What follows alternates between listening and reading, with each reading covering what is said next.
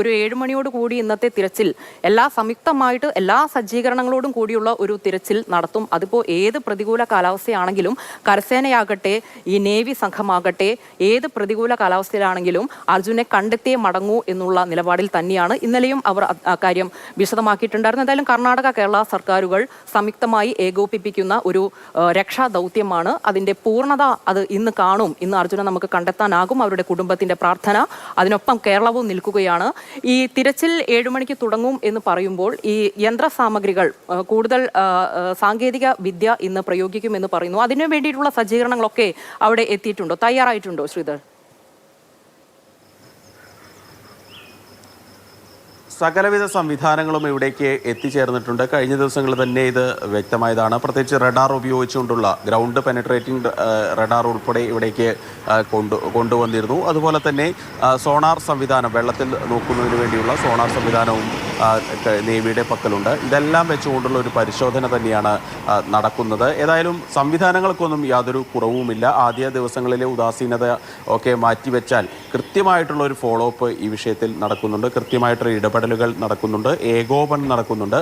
സ്ഥലം MLA നേരിട്ട് ഈ സ്ഥലത്ത് ക്യാമ്പ് ചെയ്ത് അല്ലെങ്കിൽ അവിടെ നിന്നുകൊണ്ട് ഈ പ്രവർത്തനങ്ങളിൽ ഏതെങ്കിലും തരത്തിലൊരു പോരായ്മയുണ്ടെങ്കിൽ അതുണ്ടാവരുത്, അല്ലെങ്കിൽ അത് മാറ്റണം എന്നൊക്കെ ഒരു കൃത്യമായിട്ടുള്ള ആത്മാർത്ഥയോട് കൂടി തന്നെ ഒരു പ്രവർത്തനം MLAയുടെ ഭാഗത്തു നിന്നൊക്കെ ഉണ്ടാവുന്നുണ്ട്. ഇതോടൊപ്പം തന്നെ കോൺഗ്രസ് നേതൃത്വത്തിൻ്റെ കൃത്യമായിട്ടുള്ള ഒരു മോണിറ്ററിംഗ് ഈ വിഷയത്തിൽ കർണാടക സർക്കാരുമായി ബന്ധപ്പെട്ട് കെ സി വേണുഗോപാലിൻ്റെ നേതൃത്വത്തിൽ നടക്കുന്നുമുണ്ട്. അങ്ങനെ വിശദമായിട്ടുള്ള എല്ലാ, അതായത് ഒരു സാധ്യമായിട്ടുള്ള എല്ലാ സംവിധാനങ്ങളും ഇവിടേക്ക് എത്തിച്ചിട്ടുള്ള പരിശോധന തന്നെയാണ് കഴിഞ്ഞ ദിവസങ്ങളിലൊക്കെ നടക്കുന്നത്. അതുകൊണ്ട് അക്കാര്യത്തിലൊരു ആശങ്കയില്ല. ഏതെങ്കിലും തരത്തിൽ ലോറി അടിയിലുണ്ടെങ്കിൽ അത് കണ്ടെത്താനുള്ള സാധ്യമായിട്ടുള്ള എല്ലാ സംവിധാനങ്ങളും ഇവിടെ ചെയ്യുന്നുണ്ട്. പക്ഷെ ഒരു പോരായ്മ എന്നുള്ളത്, ഈ ഇന്നലെ മുഖ്യമന്ത്രിയൊക്കെ പോയതിനു ശേഷം ആ ഭാഗത്തേക്ക് അധികം കർണാടക സർക്കാരിൻ്റെ ഉദ്യോഗസ്ഥരെ കണ്ടില്ല എന്നുള്ള ഒരു പോരായ്മ ഈ വിഷയത്തിലുണ്ട്. അതായത് ആളുകൾ വരുമ്പോൾ കൂടുതൽ പോലീസ് സംവിധാനങ്ങളൊക്കെ അവിടേക്ക് എത്തുന്നത് സ്വാഭാവികമാണ്. പക്ഷെ പെട്ടെന്ന് അവിടെ നിന്ന് ആളുകളെല്ലാം പോകുന്ന ഒരു സ്ഥിതിയുണ്ട്. ഏതായാലും ഒരു കണക്കിന് NDRFിൻ്റെയും സൈന്യത്തിൻ്റെയും പ്രവർത്തനമൊക്കെ അവിടെ വരുന്നത് നമുക്ക് ഗുണകരമാണ്. ഏതായാലും അവരെല്ലാം ചേർന്നുകൊണ്ടുള്ള പ്രവർത്തനമാണ് ഇന്നലെ ഉച്ചയ്ക്ക് ശേഷം നടന്നത്. അതിൻ്റെ ഭാഗമായിട്ടാണ് ആ റോഡിലുണ്ടായിരുന്ന ഈ മണ്ണ് ഏതാണ്ട് 90% മാറ്റാൻ കഴിഞ്ഞതും. ഏതായാലും ഇന്നും ഈ പരിശോധന തുടരും.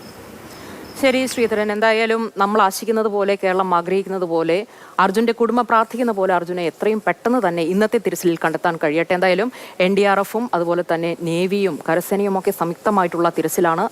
അതിൻ്റെ പൂർണ്ണതയിലേക്ക് ഇന്ന് എത്തട്ടെ എന്ന് നമുക്ക് പ്രതീക്ഷിക്കാം. KB ശ്രീധരനാണ് അവിടെ നിന്നുള്ള തത്സമയ വിവരങ്ങൾ നൽകിയത്.